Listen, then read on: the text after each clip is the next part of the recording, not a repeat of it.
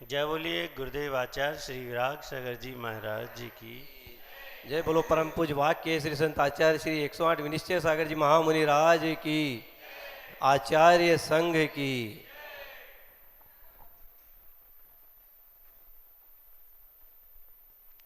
धन और धर्म दो चीजें हैं। धन से गृहस्थी चलती है, तिजोरी भरती है, प्रॉपर्टी खरीद कर डाली जाती है। साथ ही इंद्रिय के विषय सुलभता से प्राप्त हो जाते हैं। धर्म जिससे आत्म शांति प्राप्त होती है, यानी सुकून मिलता है।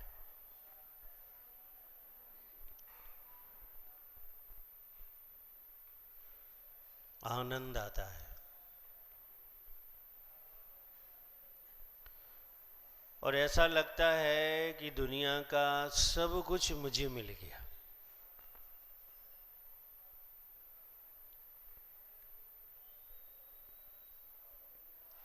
अब प्राप्त क्या करना है,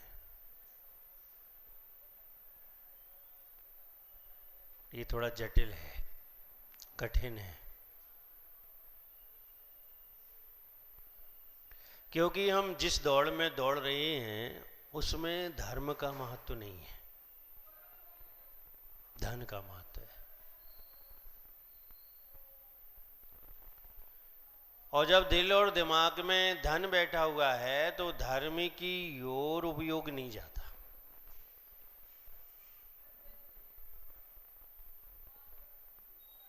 लोग ये सोच लेते हैं कि धन है तो संतुष्टि है, व्यवस्थाएं हैं, और अब तो इतना भी सोचने लग गए कि धर्म है तो धर्म है, धन है तो धर्म है। ऐसा नहीं है कि सदियों से धर्म और धर्मात्मा धनवान नहीं रहे हैं, रहे हैं। एक से एक चक्रवर्ती, एक से एक अर्ध चक्रवर्ती, बलदेव, नारायण, प्रति नारायण और धनवान सेठ व्यक्ति। ऐसा नहीं था कि इनके पास धन नहीं था, लेकिन इन्होंने जो महत्व दिया वो धर्म को दिया। धन तो कर्माधीन है, धर्म आत्मा के अधीन है। धन का पुरुषार्थ करने पर वह प्राप्त हो भी सकता है और नहीं भी हो सकता है, लेकिन धर्म का पुरुषार्थ करने पर वो नियम से प्राप्त होता है।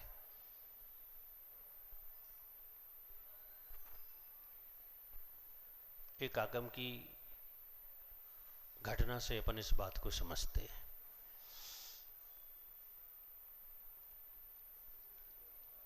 एक डाकू जिसे सुबह से दोपहर तक कोई नहीं मिला, मतलब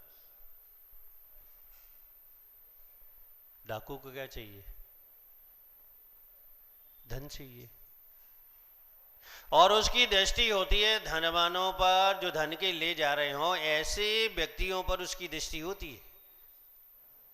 नहीं मिला कोई। ऐसा नहीं है कि पाप करने वालों का पुण्य नहीं होता, कि पाप करने वालों का पाप नहीं होता, दोनों चीजें होती हैं। उनके पाप का उदय आ जाता है तो उन्हें वो नहीं मिलता है जो वो चाहते हैं, पाप का उदय आ जाता है तो वो मिल जाता है जो वो नहीं चाहते हैं। और उनके पुण्य का उदय आता है तो धनवान व्यक्ति उनकी पकड़ में आ जाते हैं।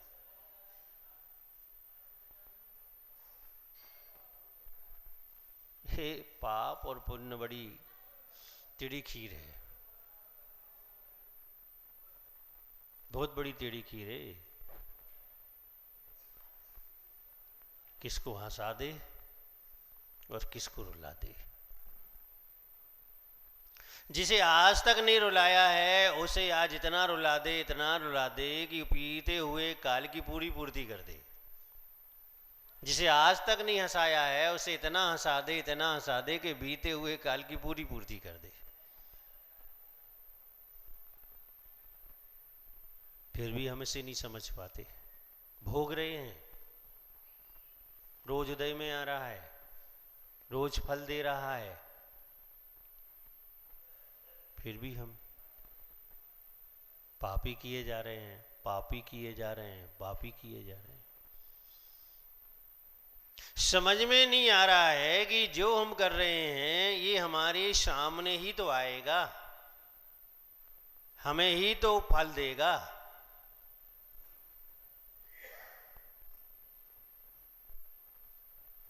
अब निराश हो गया, हताश हो गया, चिड़चिड़ापन आ गया, क्रोध आ गया कि कोई नहीं मिल रहा है, कोई नहीं मिल रहा है।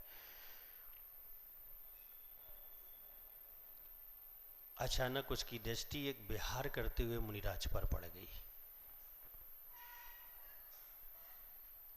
दिगंबर मुनिराज पर पड़ गई।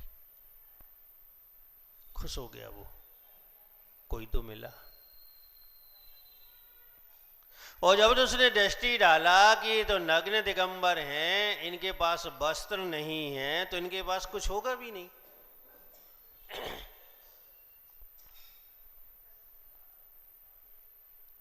लेकिन उसकी दृष्टि कमंडल पर चली गई, इसमें कुछ होगा। कमंडल अर्थव्यवस्था का बहुत अच्छा सूचक है। कमंडल को देखकर अगर कोई अपने परिवार का बजट तैयार करे, परिवार की अर्थव्यवस्था बनाए, अपने राज्य की बनाए, अपने देश की बनाए, तो बहुत अच्छी अर्थव्यवस्था बन सकती है। कमंडल में दो स्थान होते हैं, एक पानी को निकालने का और एक पानी को भरने का। पानी को भरने का स्थान बड़ा होता है और निकालने का स्थान छोटा होता है। ये अर्थव्यवस्था है कि संग्रह अधिक हो जाए लेकिन इंद्रियों के विषयों में निकले कम।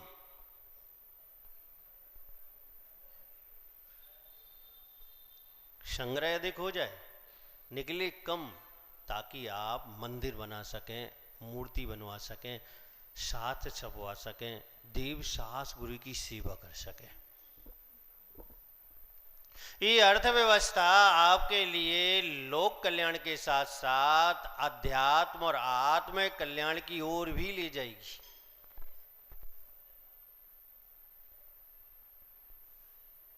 उसने कमंडल देखा, उसका मन संतुष्ट हो गया, इसमें माल होगा।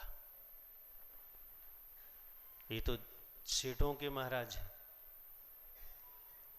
बहुत लोग भ्रांति में हैं कि सेठों के महाराज हैं तो करोड़ों इनके पास होंगे। जिस दिन उनकी भ्रांति टूटेगी तो उन्हें पता पड़ेगा कि इनके पास तो फूटी कौड़ी भी नहीं है। लेकिन लोग रहते हैं भ्रांति में, क्योंकि उन्हें ऐसा लगता है कि ये उनके गुरु हैं जिनके पास नियम से धन होता ही होता है। तो ठीक भी है। 99% जैनियों के पास करोड़ों तो होते हैं। 1% में लाखों की बात मान सकते हैं। 1000 वाले तो 0, 1 पॉइंट 2 पॉइंट ही होंगे।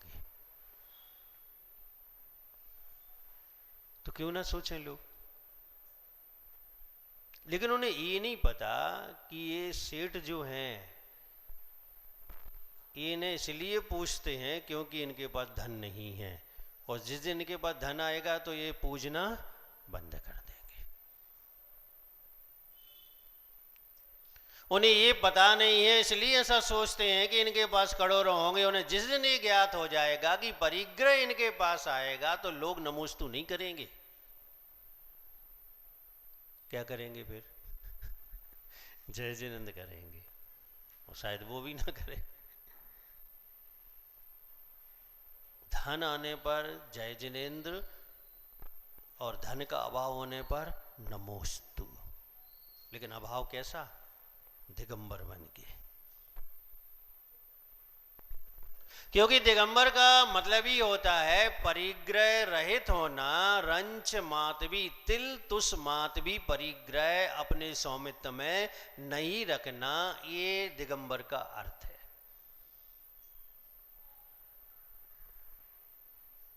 अब वो तो खुश हो गया, क्यों नहीं होगा? आप ग्राहक को देख के खुश नहीं होते? तो चोर का ग्राहक कौन? साहूकार। अगर अपन देखें तो चोर का ग्राहक कौन होगा? साहूकार ही तो होगा। खुश हो गया और उसने अपने साथियों से कहा, घेरो इन्हें। पहुंच गए, घेर लिए। वो तो खड़े हो गए। उससे भागने की कोशिश करेंगे, भागेंगे, लेकिन नहीं, वो खड़े हो गए। ले क्या लोगे? क्योंकि जो तुम्हें चाहिए वो हमारे पास है नहीं है, और जो हम दे सकते हैं वो तुम्हें लेना नहीं है। बड़ी विचित्रता है। ऐसे भी संयोग होते हैं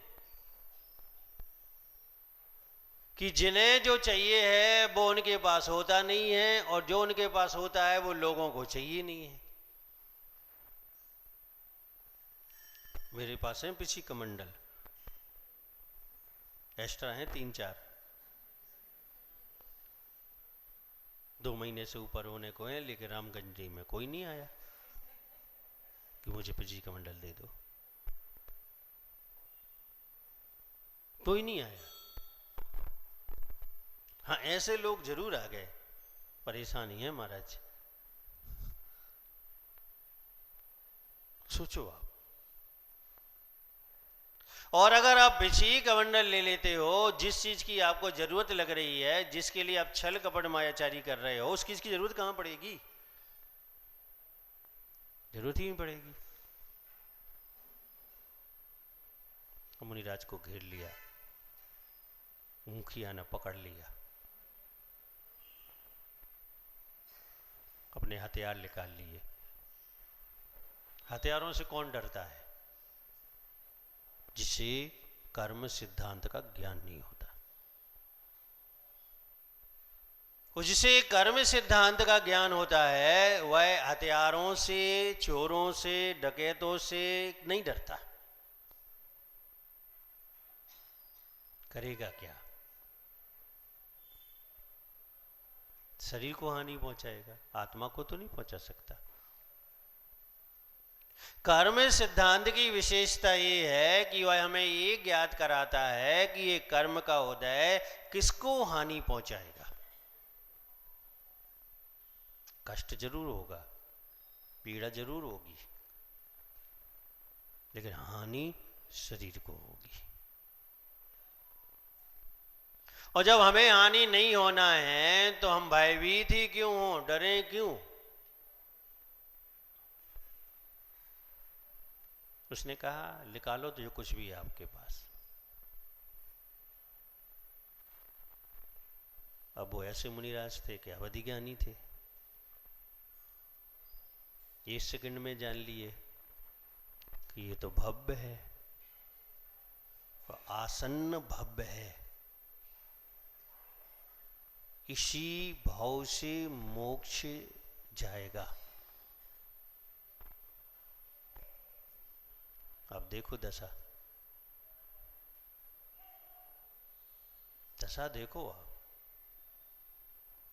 जिसे उसी भाव से मोक्ष जाना है, वो राग और मोह में फंसकर चोरी डकैती कर रहा है।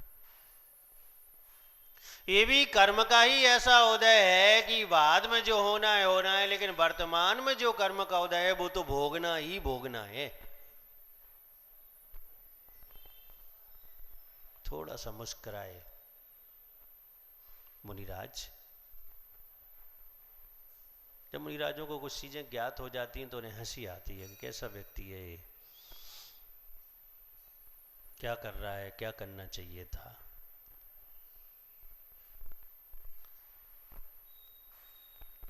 तो चोर ने कहा जो कुछ है दे दो। उन्होंने कहा कि मेरे पास बेश कीमती 3 रत्न हैं और मैं तुम्हें दे सकता हूं। सम्यक दर्शन, सम्यक ज्ञान और सम्यक चारित्र्य। ये 3 रत्न मेरे पास हैं और तुम चाहो तो मैं तुम्हें दे सकता हूं। अमूल्य हैं, जिसकी कीमत राजा भी नहीं दे सकता, चक्रवर्ती भी नहीं दे सकता, ऐसे अमूल्य रत्न हैं। चोर की जिज्ञासा बढ़ गई, उसका लोभ बढ़ गया। निकालो। अभी तक कोई ऐसा नहीं मिला जिसने ऐसी चीज दे दी हो या ऐसी चीज हमने छीन ली हो जिसको चक्रवर्ती जिसकी कीमत ना दे सकता हो।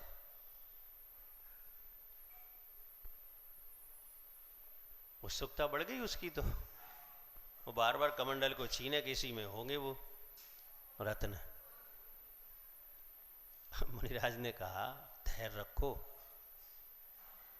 धैर्य तो रखना चाहिए। धैर्य का फल कैसा होता है? मीठा। और आकुलता का फल कैसा होता है? कड़वा। फिर भी धैर्य नहीं है लोगों का, आकुलता है। धैर्य का फल इसलिए मीठा होता है कि अगर हम किसी वस्तु को रोकते हैं, किसी पदार्थ को रोकते हैं, तो या तो ये उसकी अच्छाई समझ में आ जाती है या बुराई समझ में आ जाती है। और अच्छाई समझ में आती तो पदार्थ को ग्रहण करते हैं, और बुराई समझ में आती तो उस पदार्थ को हम दूर से ही छोड़ देते हैं।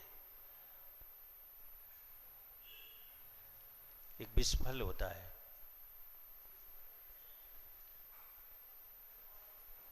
दो लकड़हारे भटक गए जंगल में, 2-3-4 दिन हो गए, भूखे प्यासे, कुछ दिखे नहीं, कुछ खाने को नहीं, ऐसा जंगल था वो। एक दूर से वृक्ष देखा जिसपे बहुत सारे फल लगे हुए हैं, और फल ऐसे कि दूर से ही उनकी खुशबू आ रही है, और सुंदर, इतने सुंदर दिखाई दे रहे हैं कि लग रहा है कि तुरंत तोड़ के खा ले। जैसी पास में पहुंचे उन्होंने फल तोड़े। एक व्यक्ति ने कहा कि थोड़ा रुक जाओ, जल्दबाजी मत करो, क्योंकि इस जंगल में और कोई वृक्ष में फल नहीं है, सिर्फ इसी में फल है। दूसरे को धैर्यता नहीं थी, भूख भी लग रही थी, और फल की खुशबू, फल की सुंदरता उसे मन भा रही थी। उसने उसकी नहीं सुनी, जल्दबाजी में फल का सेवन कर लिया।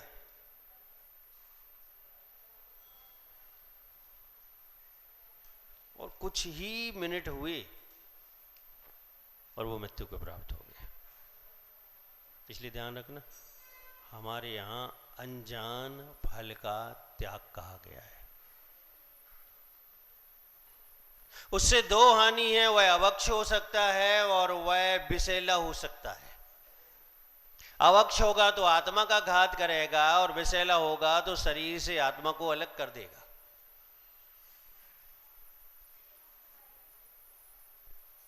ध्यान रखना, हर सुंदर दिखने वाली वस्तु हितकारी नहीं होती, हर स्वादिष्ट वस्तु हितकारी नहीं होती, हर सुगंधित वस्तु हितकारी नहीं होती। कुछ फूल ऐसे होते हैं कि अगर उन्हें सूंघ लो तो तुरंत मर जाओगे, और खुशबू बहुत आती है उनकी, देखने में सुंदर बहुत लगते हैं। तो धैर्यता चाहिए, और धैर्यता जिसके पास है वह अपने जीवन में सुकून पा सकता है, दुखों को छोड़ सकता है। आप देखना अपने जीवन में धैर्यता रख के देखना। आप राज ने कहा कि धैर्यता तो रखो।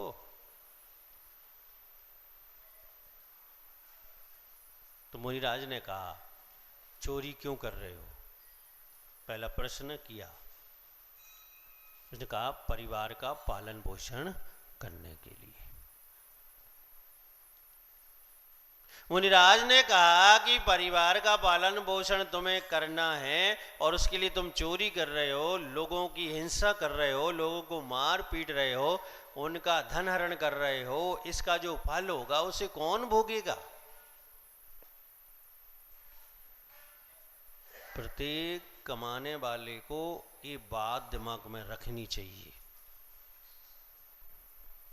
जो दुकान पर बैठता है, व्यापार करता है, उस व्यापार में असत्य आदि का प्रयोग करता है, उस व्यक्ति के दिमाग में ये बात होनी ही होनी चाहिए कि इस छल का, इस कपट का, असत्य का जो कर्म बंधेगा उसका फल भोगने का कौन अधिकारी होगा।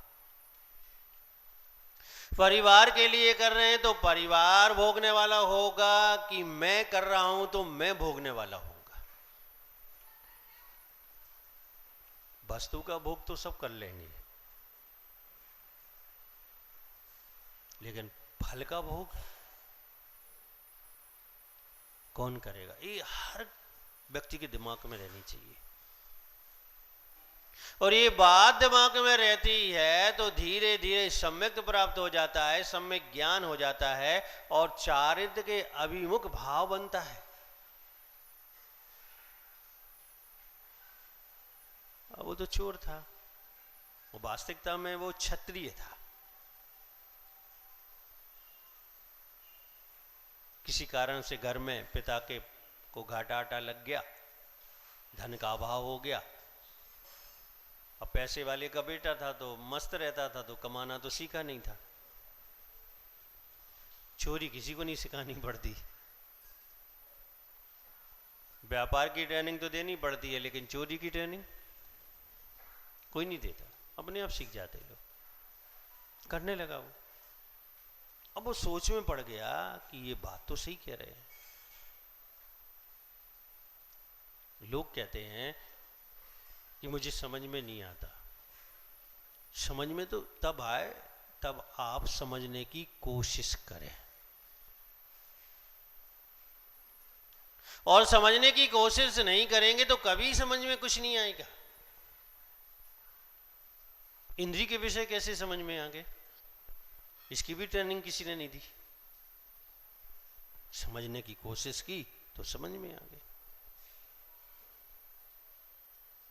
और जिस चीज को हम समझने की कोशिश करेंगे वो हमें समझ में आएगी, और जिस चीज को हम समझने की कोशिश नहीं करेंगे बिल्कुल भी हमें समझ में नहीं आएगी। अब वो सोच में पड़ गया, क्या करें, क्या कहें। मुनिराज ने कहा तुम कुछ मत कहो, घर जाओ और पूछ के आओ। परिवार से पूछ कर आओ कि जो मैं हिंसा कर रहा हूं, चोरी कर रहा हूं, ये महापाप कर रहा हूं, इसके फल को कौन कौन मेरे साथ भोगेगा, ये पूछ के आओ। उसका माता ने कहा कि तुम बहुत होशियार हो, हम पूछने जाएंगे और तुम भाग जाओगे, क्योंकि अकेला तो जा नहीं सकता, वो जाएगा तो साथियों के साथ, क्योंकि उसे डर है सैनिकों का, राजा का, आज की भाषा में पुलिस का।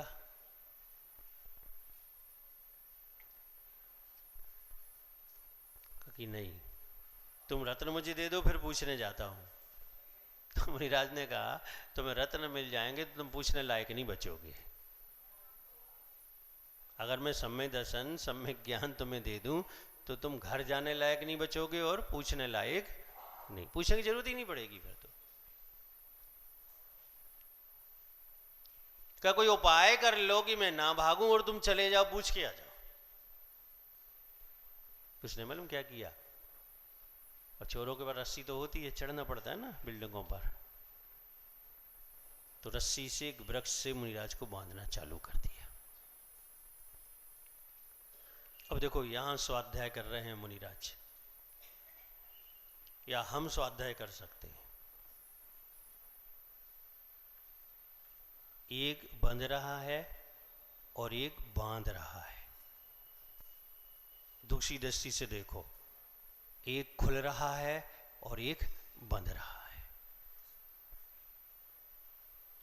पहली दृष्टि में चोर बांध रहा है और मुनिराज बंध रहे हैं, ऐसा सारी दुनिया को दिखाई देगा ही। दूसरी दृष्टि ये कह रही है कि चोर बंध रहा है और मुनिराज खुल रहे हैं, क्योंकि मुनिराज की विशुद्धि बढ़ रही है, चिंतन कर रहे हैं, ध्यान में लीन हो रहे हैं, तो कर्म निर्जरा हो रही, तो कर्म का बंधन टूट रहा है। और चोर बांध रहा है तो उसके कर्म का बंधन बंध रहा है और मजबूत हो रहा है। लोग किसी को ठगते हैं तो क्या होता है? ठगने वाले को हानि होती है कि ठगाए जाने वाले को हानि होती है? ठगने वाले को हानि होती है। मुनिराज चारों प्रकार के आहार का त्याग कर रहे हैं। जब तक ये बंधन नहीं खुलेगा तब तक मेरे चारों प्रकार के आहार का नियम संलेखना चालू होगी। जब जब भी कोई व्यक्ति चारों प्रकार के आहार का त्याग करता है और शांत सामायिक, शांत ध्यान, शांत धर्म ध्यान में बैठ जाता है, तो उसकी नियम संलेखना उतने समय तक, सीमित समय के लिए चलती है। और चोर खुश हो रहा है कि मैंने ने बांध दिया है, भाग नहीं पाएंगे, भाग नहीं पाएंगे। मैं पूछ कर आता हूं, पूछ के आने के बाद इनसे 3 रत्न ले लूंगा, मैं इतने कीमती रत्न ले लूंगा। मैं एक त्याग की ओर बढ़ रहा है और एक आसक्ति की ओर बढ़ रहा है। भव्य आत्माओं, धन ऐसा संचय जो आगे का होए। धन ऐसा संचय जो आगे का होए, शीश चढ़ाए पोटली। पोटली तो समझ गए ना? ले जात न देखा कोई। कवियों के दोहे हैं। क्या कह रहे हैं वो? कि ऐसे धन का संचय करो जो आगे तुम्हारे साथ चला जाए। इस पर्याय के बाद अगली पर्यायों में और अगली पर्यायों में तुम्हारे साथ ही बना रहे, ऐसे धन का संचय करो। और वो क्या हो सकता है? धर्म। धर्म रूपी धन जो है ये आगे तक तुम्हारे साथ रहेगा। और धन रूपी धन इस पर्याय के बाद तुम्हारे साथ नहीं रहेगा। तो वहां यह कहा जा रहा है कि ऐसे धन का संचय करो जो आगे तुम्हारे साथ जा सके। क्योंकि शीश पर रखकर दूसरी पर्याय में जाते हुए किसी व्यक्ति को धन ले जाते हुए नहीं देखा। बताओ किसने देखा? बताओ। कफन और निकाल लेते हो, बस तो घर में ही उतार देते हो। जो हमने दिया था वो तुम्हारा नहीं है, और तुम जो लेकर आए थे वो तुम्हारा है, और जिस तुमने कमा लिया है पाप पुण्य वो तुम्हारा है।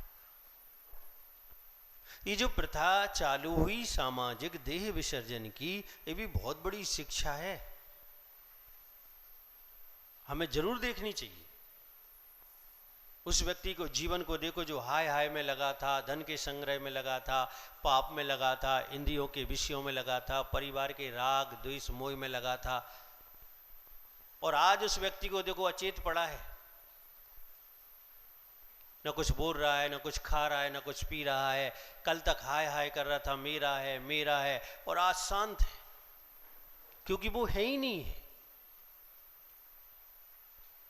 और लोग वस्त्र उतार रहे हैं, कुछ नहीं कह रहा है वो।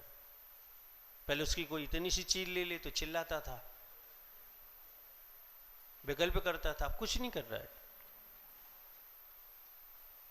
क्योंकि जिसने संग्रह किया, जिसने संग्रह की भावना रखी, वो तो अपना कमाया हुआ कर्म लेकर दूसरी पर्याय में गमन कर गया। अभी शरीर बचा है।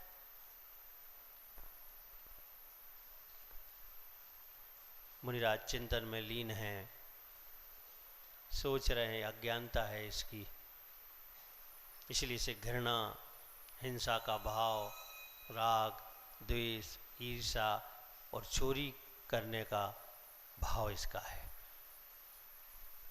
और जैसे ही इसकी समझ खत्म हो जाएगी, चोरी से, पाप से, ये धर्मात्मा बन जाएगा। भव्य आत्माओं, मोह का चक्र और धर्म का चक्र, ये दो चीजें हैं। मोह का चक्र जानते हो? वो चोर को देख लो, अपने आप को देख लो, बैठो यहां हो, हाथ में अष्टद्रव्य है, और स्मरण कौन आ रहा है? घर, दुकान, मकान। ये किसका चक्र है? मोह का चक्र है। कि आपके लिए जिनालय आने के बाद भी वो नहीं छोड़ रहा है, तीर्थंकर भगवान का आलंबन मिलने के बाद भी वह नहीं छोड़ रहा है। आपका दिमाग, आपका दिल, आपकी आत्मा उसी में घूम रही है, उसी में घूम रही है। मोह का चक्र है। रावण किस लिए गया था? लंका से जब निकला था, क्या सोच के निकला था? युद्ध करने के लिए, शूर्पणखा को हानि पहुंचाने वाले लोगों से युद्ध करने के लिए। और जैसी सीता पर दृष्टि पड़ी, मोह चक्र ने घेर लिया। अंगों का ज्ञाता, सम्यक दृष्टि जीव, जिसे द्रव्य, पर्याय और गुण जो जानता है, समझता है और दूसरों को उसका उपदेश देता है, ऐसा विद्वान व्यक्ति भी मोह के चक्र में फंस गया। देखते ही राग उमड़ आया, विचार बदल गए। वो काम बाद में, पहले इसको उठाते हैं। ये जो मोह का चक्र है, ये स्थान नहीं देखता, ये परिस्थिति स्थिति नहीं देखता, ये व्यक्ति नहीं देखता। ये जैसे ही आता है तो कुछ का कुछ करने को तैयार हो जाता है। और हम मोह के चक्र से निकलना नहीं चाहते। निकलना तो पड़ेगा। ये जो पर्व आते हैं, इसी अभ्यास के तो हैं कि हम मोह के चक्र से बाहर निकल जाए। इसी अभ्यास के हैं। त्याग बढ़ाएंगे तो वस्तुओं से आसक्ति घटेगी, समय ज्यादा धर्म ध्यान में देंगे तो आदर और ध्यान कम होंगे। ये धर्म चक्र में प्रवेश करने का उपाय है और अभ्यास है। क्योंकि जो धर्म चक्र में आता है, उसके राग देश मोह कम होते ही होते हैं। इसलिए हमें ये प्रयास करना चाहिए कि ये जो मोह चक्र है, इससे मुक्त होकर हम धर्म चक्र में प्रवेश करें, ताकि हमारा पर्वों में अच्छी तरह से ध्यान हो सके, अच्छी तरह से धर्म ध्यान हो सके, अच्छी तरह से पूजन पाठ हो सके। लेकिन नहीं आता समझ में। पता नहीं क्यों नहीं आता समझ में। आज तक समझ में ही नहीं आया कि समझ में क्यों नहीं आता। बाद में ये समझ में आता है कि आप समझने की कोशिश ही नहीं करते, और समझने की कोशिश नहीं करोगे तो कभी समझ में नहीं आएगा। तो मुनिराज को बांध गया, भागा भागा घर गया, माँ से पूछा, पिता से पूछा, पत्नी से पूछा, बच्चों से पूछा, भाई से पूछा, बहन से पूछा, और सबका लगभग एक ही उत्तर था, जो करेगा वही भोगेगा। दिमाग में बैठा लेना सब लोग। नहीं, बीवी की फरमाइश है, लहंगा चाहिए 50,000 वाला। फरमाइश किसकी है? बीवी की। अब पाप किसे करना पड़ेगा? तुम्हें। तब तो आएगा।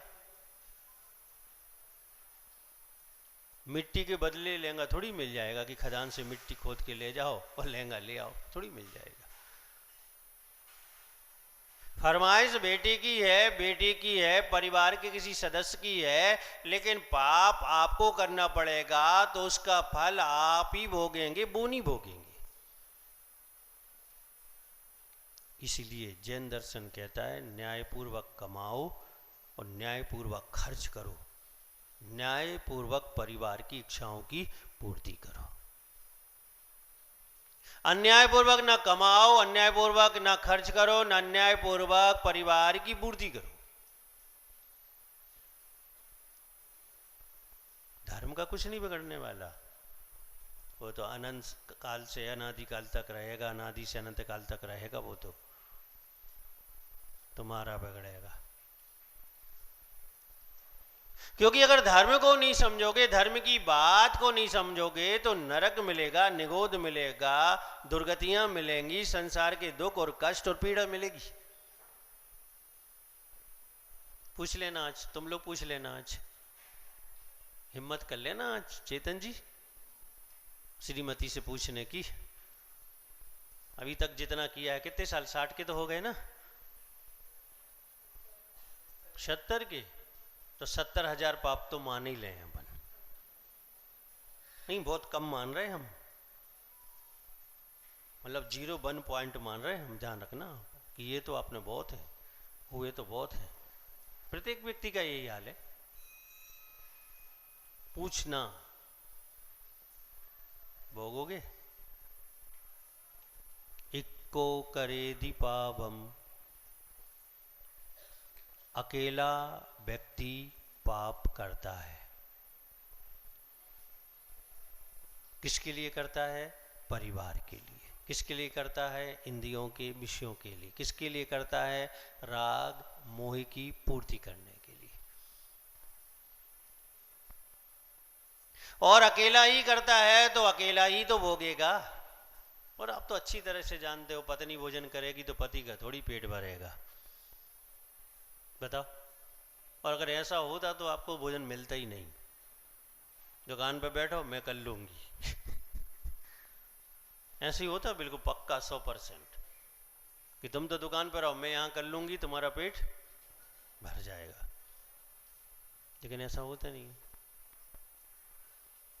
और ऐसा इसलिए नहीं होता कि दूसरे का कर्म का फल दूसरा नहीं भोग सकता। सबने मना कर दिया, उसका दिमाग खराब हो गया, चोर का दौड़ा दौड़ा आया और रस्सी खोली। अब देखो, अब विचित्रता देखो, अब वो रस्सी खोल रहा है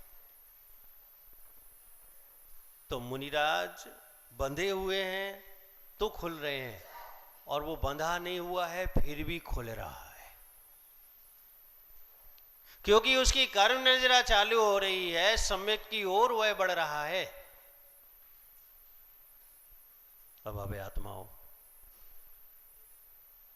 उसने कहा अब मुझे वो रत्न नहीं चाहिए जिससे संसार मिलता है, अब मुझे वो रत्न चाहिए जिनसे संसार से मुक्त होते हैं। और उसकी निर्गंत दीक्षा हुई। आगम में कहता है कि उसने साधना तपस्या की और विशेष तपस्या की, उसी भाव में केवल ज्ञान प्राप्त किया और उसी भाव से वह मोक्ष चला गया। ध्यान रखना, धन और धर्म, ये कहानी पूरी कथा जो है आपको ये बताती है कि धन की क्या स्थिति है और धर्म की क्या स्थिति है। वह चोर अपनी घटना के माध्यम से ये संदेश दे रहा है कि धन महत्वपूर्ण नहीं है, महत्वपूर्ण क्या है, धर्म है। और फिर आप तो रामगंज मंडी के लोग कैसे हैं, समझदार हैं। बस एक दिन और है बीच में, कर लो जो करना है। वर्षों से श्रम के मारे, मजबूरी में कुछ लोग, सब नहीं कर पाएंगे, और कुछ लोग धर्म को आत्मसात करेंगे, आनंद उठाएंगे। उत्साह महोत्सव अंतर चेतना में मनाएंगे कि मुझे धर्म ध्यान बढ़ाना है, अधिक से अधिक करना है। तो ध्यान रखना, क्या करना है, तैयार होना है। सूटकेस नहीं जमाना, बिना सूटकेस के तैयार होना है। अंतस चेतना से तैयार होना है। वो पाना है जो अभी नहीं पाया है, वो खोना है जो पाया है। और ऐसी भावना से अगर आपकी तैयारी रहेगी तो मेरी गारंटी है, मेरी क्या आगम की गारंटी है कि आपका ये पर्यूषण बहुत बहुत लाभदायक और बहुत बहुत प्रशस्त पुण्यदायी होगा। आत्म शांति के साथ साथ वह भी शांति का कर्म मिलेगा जो आगामी काल में आपको मोक्ष दिला देगा। 10 ही दिन हैं, ज्यादा नहीं है, गिनना मत, लेकिन गिनना बिल्कुल नहीं। 1 निकल गया, 2 निकल गया तो तुम संसार से नहीं निकल पाओगे। अगर तुमने दिन गिने तो तुम संसार से नहीं निकलोगे। तुम्हें तो ऐसा लगना चाहिए जैसे हम लोगों को लग रहा है कि चतुर्मास इतनी जल्दी खत्म हो रहा है। हर साल तो थोड़ा लगता था कि ज्यादा दिन व्यतीत हो रहे हैं, यहाँ तो लग रहा है कि दिन जल्दी जल्दी निकल रहे हैं। 24 घंटे होते हैं रामगंज मंडी में, कि नहीं, मुझे लग रहा 15-16 घंटे हो रहे हैं, पता ही नहीं पड़ा, पर्यूषण पर आ गया। ये आपकी धर्म के प्रति रुचि का परिणाम है। और अब और बस 10 लक्षण हुए, 1.5 महीना, 30 और 15 कितने दिन हो गए, 45 दिन छुट्टी। आप अपने रास्ते और हम अपने रास्ते। हमें आपसे कुछ नहीं लेना, आपको मुझसे कुछ नहीं लेना, लेकिन जो तुमने ले लिया है उसे संभाल कर रखना बस। और वही धर्म है और उसी से हमारा कल्याण होता है। शेष बात को हम कल समझेंगे। जय बोलिए गुरुदेव आचार्य श्री रागसागर जी महाराज जी की ओम। जय बोलिए परम पूज्य आचार्य श्री स्वामी निश्चेश्वर जी महाराज की जय। जैसा कि आचार्य